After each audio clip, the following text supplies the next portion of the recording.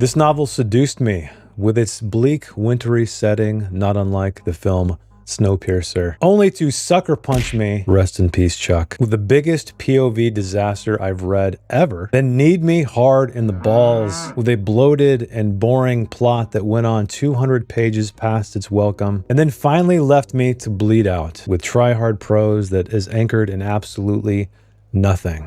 Leech by Hiron Ennes is the book I am talking about, but before I articulate all of these points in detail, I need to talk about a film. That film is The Thing by John Carpenter, starring Kurt Russell and the Quaker Oats guy, or maybe you know him as the diabetes guy. It involves an Arctic expedition where an alien craft crash lands, infecting 2 dogs, who then make their way to the camp and infect the rest of the crew.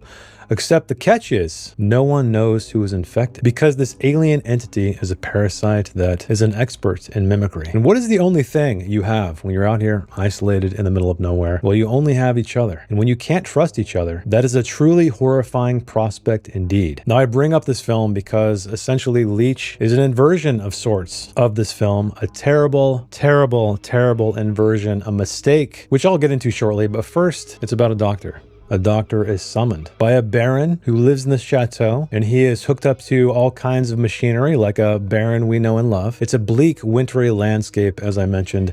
And this doctor is riding a train to this location only to discover there's something strange about this dead doctor. He has a parasite, an organism that has not been identified. And what begins as an investigation turns into a story of survival. Survival of the fittest, natural selection, if you will, that nosedives harder than any book I've read in recent times. So let's start with the biggest problem of this book, the POV problem. And this is going to be light spoilers, so I'm going to put a big warning right here. And I call it light because you learn all of this stuff within at least the first quarter of the novel. So it's not like it's a midpoint turn or even a third act climax or anything like that. You learn this very early on. And that is our narrator, because this story is told in first person present tense, is a host for a hive mind parasite, very much like the alien parasitic entity in John Carpenter's The Thing. However, our narrator is but an appendage of this hive mind. It's part of an organization called the Institute, which is basically a collection of doctors who are all infected by this parasite. And this POV, this doctor, well, it's not really a doctor, this appendage is going to investigate what happened to one of its other hosts. So the narrator is the monster, so to speak. The narrator is the villain. Granted, it's more gray than that because every organism is fighting for survival. So at first you might be thinking,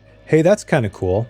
I want to know what this hive mind parasite is up to. I want to know what makes them tick. I want to know what they want other than survival, if anything at all. I did too. I thought maybe that's what I was going to get. And really, their motives are very simple, very clean, very boring. And that, of course, is merely just survival. But the problem is, in a story with a human protagonist who is not invincible, who cannot just find another host, there are actual stakes. Now, when you sever an appendage, and it's no big deal, and it just finds another one, that is the definition of an absence of stakes. So what this leads to is zero, big fat zero investment in the story, at least from my perspective, because if something really can't die, at least the appendage we are viewing the story through, who cares? There's no stakes, there's no tension, nothing matters. But there are other attempts at characterization in this book. There are other individuals, side characters that are opposite the narrator, who the author seems to be trying to get us to care about. However, none of that work is done until about, I feel like 50 to 75% of the story, in which it's too little too late. By then, I don't care about anything. You haven't spent enough time building these characters, laying breadcrumbs for me to understand them, for me to love them, for me to hate them, for me to be indifferent about them. None of that is there because you don't have the true feelings of the narrator grappling with these situations, with these other people who are actually vulnerable. And so really the entire story falls apart. So how would I have fixed the POV problem, you ask? Well, I think I would have done something like maybe a dual POV, where one POV is the parasite, right? The mindless alien parasite. And the other POV is the host, the fragments of the mind of the host that is trapped, has no free will any longer, essentially is a prisoner in its own body. Some of those things are played with very, very minorly in this book, but not enough. and not early enough. Also, I kept thinking, what about all of the ghosts, let's call them, of this parasite, which are its past victims, kind of creating kind of a multi-personality choir that you're grappling with, that you feel for these people who are either trapped or past. Again, it's sort of there, but it's not there enough. It's not there to any kind of successful degree. So this ultimately leads to a very empty experience. In short, how do you mourn a unit when the I survives in 500 other bodies? The answer is you don't. And that's why I absolutely couldn't stand this novel. So why did I finish it? Why did I power through this entire thing? Because I thought maybe there was going to be a redeeming quality at the end. I thought maybe the author was going to be smart, clever, do something creative to make me look back at all of the breadcrumbs, and I know I say that word a lot, to make the story make sense, to make me realize it was all done for a reason. But alas, no, none of that happened. And this book is a little over 300 pages long. I feel like it would have been better served as a short story, a 100-page novella at the most, because the story, it starts off as kind of an investigation, kind of a world-building exercise. It's a very slow burn, but then it evolves into a tale of survival that is just stretched out far too long, and its coda is a blockbuster Hollywood act of absolute bullshit that leaves oh so much to be desired. The one thing I did like, though, is the very ending, because it's kind of a mirror image of the beginning, in which, you know, I appreciate full circle stuff. So let us talk about the writing itself, or the cinematography of the novel, as I call it. This is another interesting thing about the story. It's something that also hooked me at the very beginning. It has this kind of Victorian purple quality to it, and it kept me wondering, who is this person? Why does she speak this way? What is it revealing about her character? Just as a distal nerve may propagate a jolt of agony, I fling distress toward the city. The sky is clear, except for a few trailing clouds in the south, striated the grays and yellows of a cadaver. A halo of stars winks around the narrow, gravelly collection of the moon's extant pieces, and the sun passes between steeples of white mountains, painting the range with the pale glow of viridian dawn dusk. Shadows of peaks move with it, pivoting across the snowfield like swollen hands on an unmarked clock.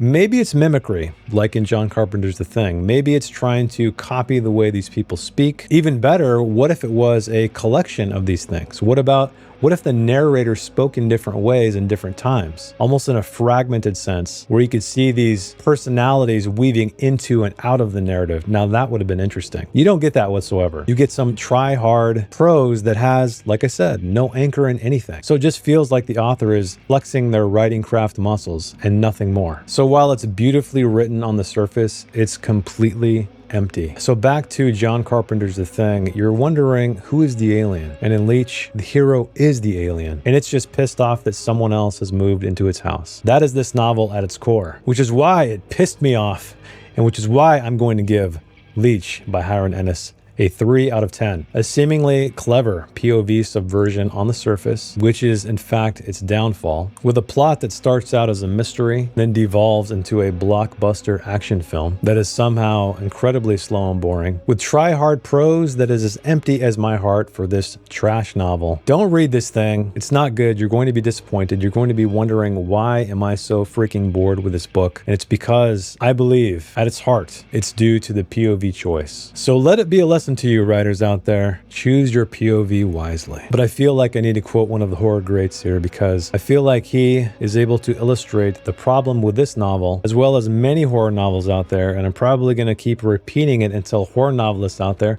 not that they watch my channel, figure it out, goddammit. And that is Mr. Howard Phillips Lovecraft with supernatural horror in literature. And the first line goes, I'm sure you've heard it, "The oldest and strongest emotion of mankind is fear. And the oldest and strongest kind of fear is fear of the unknown." So when you know what is lurking at your doorstep, when you know what the horror is, nothing is scary at all. And I'll leave you with that to chew on, but let me know, did you read Leech? Do you feel the same as me? Did you wonder why it was so goddamn boring? Let me know down in the comments, or you can come disagree with me or agree with me to my face on my Discord server. Link is down below. Thanks for watching. Thanks for hanging out with me, and I will see you in the next one. Bye.